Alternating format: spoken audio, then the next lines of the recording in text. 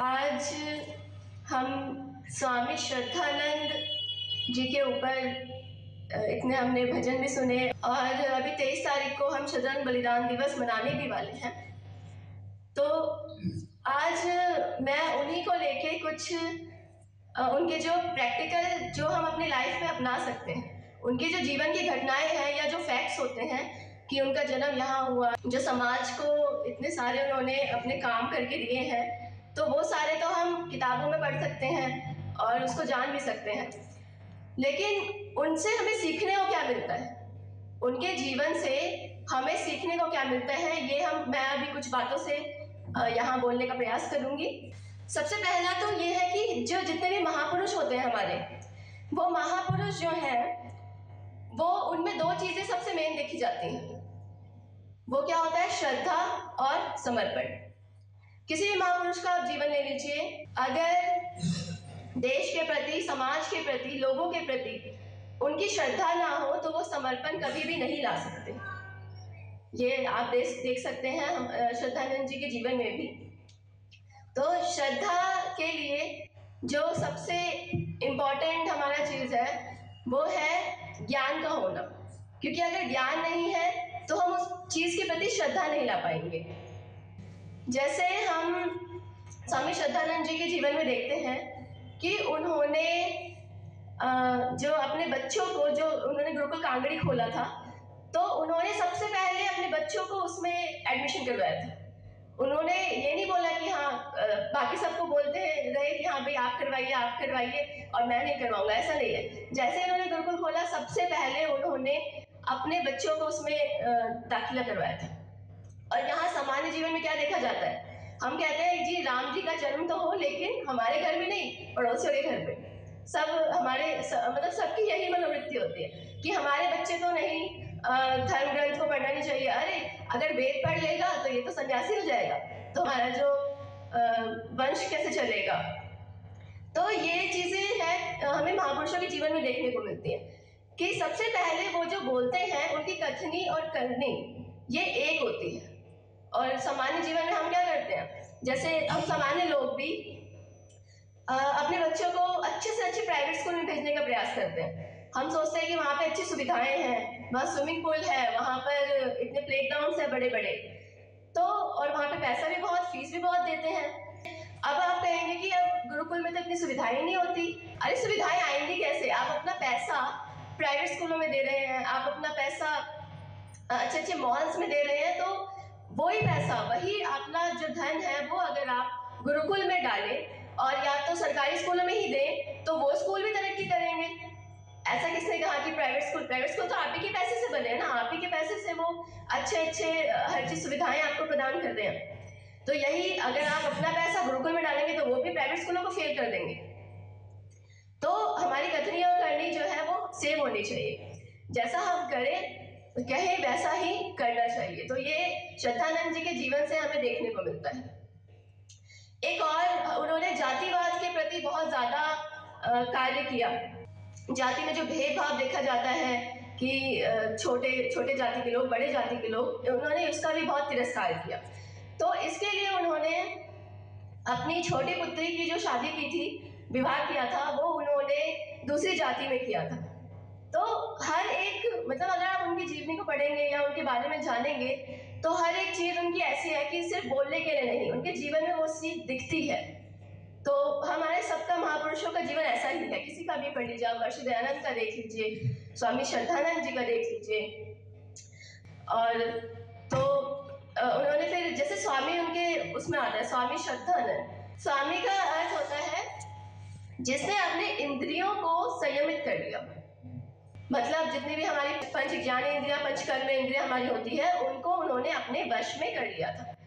वश में कर लिया था मतलब जैसे वो तो दिखता ही है कि अगर वश में नहीं किया होता तो वो इतना, जो उन्होंने पूरी संपत्ति अपनी दान में दे दी थी।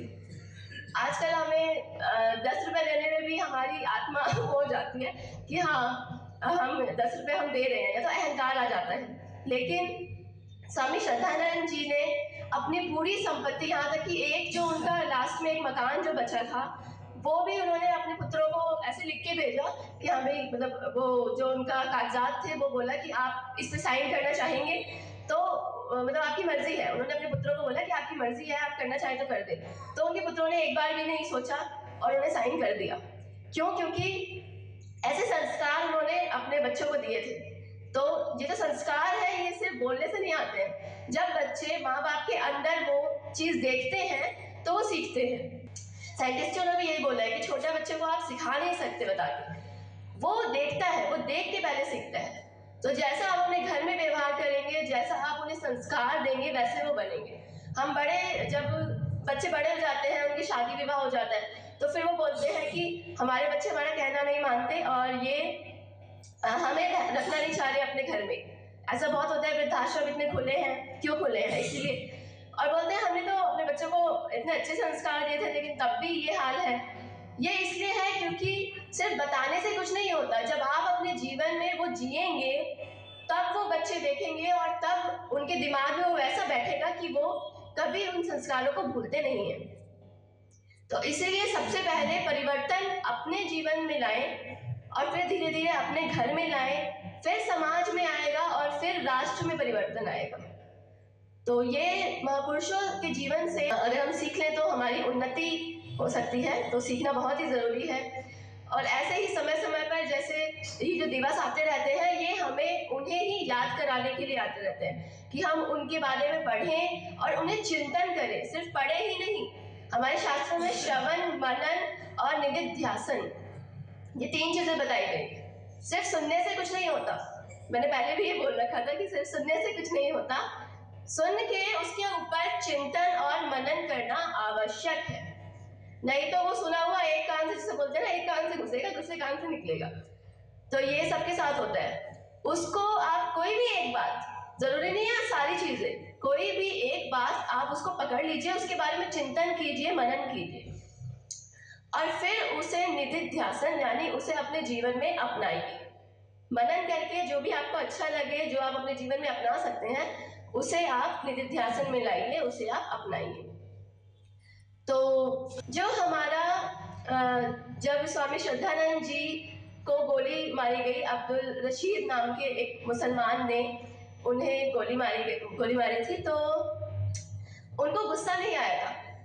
आमतौर पे क्या होता है, हमारा कोई हल्का सा भी नुकसान कर देता है तो हम क्रोधित हो जाते हैं। सबसे पहले गुस्सा ही हमें आता है छोटी छोटी बातों पे। तो जैसे महर्षि दयानंद के भी जीवन में दिखा था ना कि उन्होंने जिन्होंने उनको जहर दिया था, उन्होंने उसको पैसे देकर और रवाना कर दिया था कि तू यहाँ से भाग जा, नहीं तो सारे तेरे को मार डालेंगे। तो ये आप देख सकते हैं उनका जो मनोवृत्ति है उनकी, वो कितनी दयालु है। और ऐसे श्रद्धानंद जी ने भी बोला था, उन्हें गुस्सा नहीं आया था। उन्होंने ये बोला था कि ये जो अब्दुल रशीद ये जो कर रहा है, इसे पता नहीं है इसने क्या किया। मतलब उन्होंने उसके ज्ञान पे वो सवाल उठाया था, उसके व्यवहार पे नहीं। तो मेन चीज है कि उसके पास ज्ञान ही उतना था कि उन्होंने ये गलत कार्य किया, लेकिन वो क्रोधित नहीं हुए। क्यों? क्योंकि उनका मन जो है वो इतना परिपक्व था, इतना उन्होंने अभ्यास किया था कि अभ्यास की, जैसे हमारे ग्रंथों में बोला गया है, तत्र स्थितौ यत्नोऽभ्यासः। जिस चीज का हम यत्न करते हैं बार बार, मतलब प्रयास करते हैं, वो हमारे अभ्यास में आ जाती है चीजें। तो श्रद्धानंद जी ने अपने जीवन में जितने भी हमारे यम नियम होते हैं उनका इतना अभ्यास किया था कि वो उनमें दृढ़ भूमि आ गई थी। दृढ़ भूमि मतलब कि जैसे उसमें बोला गया, स तो दीर्घ काल निरंतर सत्कारा सेवितो दृढ़ भूमि। यानी जब हम किसी चीज को लंबे समय तक करते हैं और निरंतरता में करते हैं, कंटिन्यूटी में करते हैं और उसमें हमें हमारी श्रद्धा होती है, तो उसमें हमारी दृढ़ भूमि हो जाती है। तो श्रद्धा के लिए अभ्यास की आवश्यकता है। और अभ्यास कैसे किया था श्रद्धानंद जी ने, कि उन्होंने महर्षि जो दयानंद जी के जो ग्रंथ थे उनको पढ़ा, उनको सुना और उनके प्रति इतनी श्रद्धा आ गई कि वो हर चीज को अच्छे ढंग से जीने लग गए। उनका जीवन जो इतना बहुत ही पहले बेकार था, जैसे कि हमने अभी भी सुना, वो कैसा फिर परिवर्तित हो गया, ये देखने में आया था। तो इसलिए अब जहाँ तक हम अभ्यास की बात करते हैं, तो अभ्यास तो हम सभी करते हैं, हर चीज़ का, चाहे वो बुरी चीज़ हो चाहे वो अच्छी चीज़ हो। अभ्यास के लिए जैसे सबसे पहले हमें उसके लिए समय देना होता है।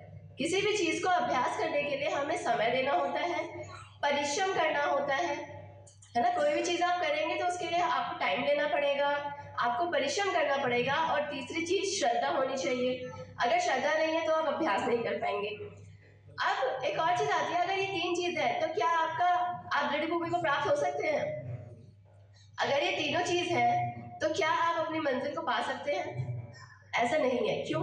क्योंकि एक और चीज़ की आवश्यकता है, वो चीज़ है सही डायरेक्शन का होना या सही रास्ते का होना।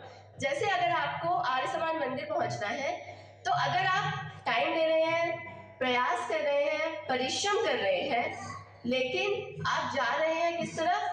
जनकपुरी साइड, ठीक है। आप तो तीनों चीजें कर रहे हैं लेकिन आपकी डायरेक्शन, आपका रास्ता क्या है? जनकपुरी साइड। तो क्या आप उत्तर नगर के आर्य समाज में आ पाएंगे? नहीं। तीनों चीजें तो आप कर रहे हैं लेकिन आपका रास्ता सही नहीं है तो आप अपनी मंजिल तक नहीं पहुंच सकते। तो इसके लिए आपको सबसे मेन है कि आपके रास्ता, जो आपका मंजिल रास्ता है, उसका सही चुनाव करना।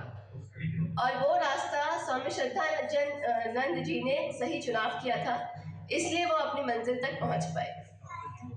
तो यही श्रद्धानंद जी के जीवन से हमें यही सब जानने को मिलता है।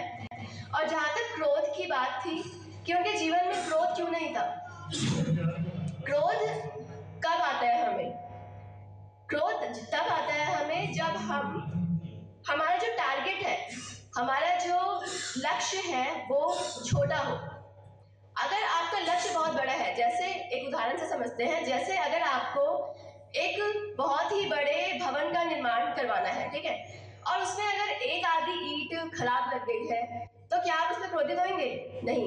कहेंगे अरे इसमें तो अभी हमें 40-50 कमरे बनवाने हैं या बहुत बड़ा भवन बनाना है, तो इससे क्या हो गया, दोबारा बना लीजिए। उसमें हमें क्रोध नहीं आएगा।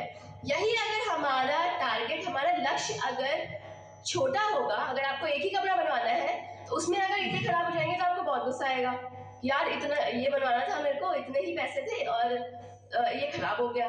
तो इसीलिए अगर आप अपना लक्ष्य बड़ा रखेंगे, अगर अपना टारगेट बड़ा रखेंगे, जैसे स्वामी श्रद्धानंद जी का और महर्षि दयानंद जी का लक्ष्य जो था वो बहुत बड़ा था, है ना, उनका छोटा मोटा लक्ष्य नहीं था।